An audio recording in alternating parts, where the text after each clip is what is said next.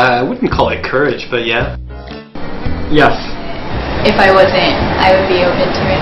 That's been most of my dating life, so definitely yes. Yes, I have. Culturally, it's so different. Innocence, maybe. There's almost like an innocence in most of the Chinese women that I know. I think they try really hard to make sure you're happy. They're concerned about your happiness. I really like the structure. To me, they look very exotic. I've always found Asian men physically attractive because I grew up kind of surrounded by them. For example, honesty or respect for their family or elders. Dating would have to be the culture and language. Even if somebody speaks really good at each other's language, well, you still run into the fact that it's not your first language. You can never truly express yourself the way you really want to express yourself when you want to tell somebody something or when you're fighting. It's part of being in a relationship is fighting and getting through those problems, and you can't always do that easily when you're dealing with somebody from another culture. It's language, ultimately, because when you first get to know each other, you use very simple language, but you want to talk about very deep things or talk about your relationship, then language is difficult. It becomes a problem then. Especially in Shanghai, is that people come and go all the time, especially travelers. It's hard when you have a really great connection with somebody but they don't live here. It can be really sad. Even though we have texting apps and WeChat and we can stay in touch, it's still not the same as if they were here. So that's probably the biggest challenge for me.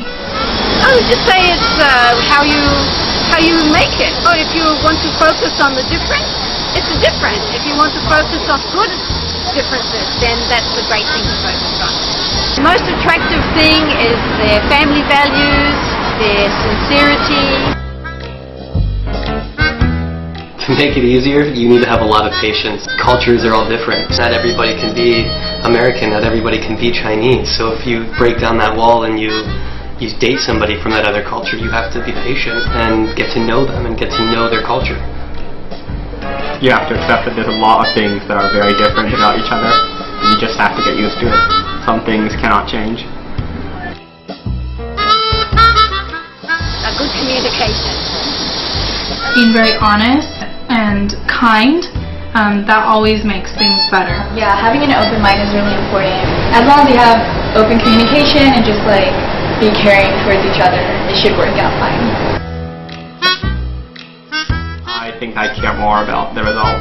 But once you start putting expectations on things, you're limiting yourself to what you can experience in the meantime. When you come in saying, I want just a date or I want to get married, you could be putting more harm on the relationship than just going in with an open mind and seeing what happens. Most women, without thinking about it, maybe want more of the results. But I think it's very important to not put pressure on people or yourself. Yeah, even if you're not going to end up married, it's definitely a good learning and growing experience for both people. If you can stay together for a long period of time, then it's a success. If you've learned, if you've grown, whether you grow old together or you grow internally by yourself, as long as you can be in a relationship and know that you're happy and know that it was worth it. I think when the two people are happy, that's success. Ultimate success would be both partners committing to each other and realizing that there's something special about their relationship and partnership, and that together they're better than being alone, and together that they're working towards similar goals in life, to have a better, happier life, and to also make the world a better place. In general, it's a success when both people are happy and they are comfortable with each other.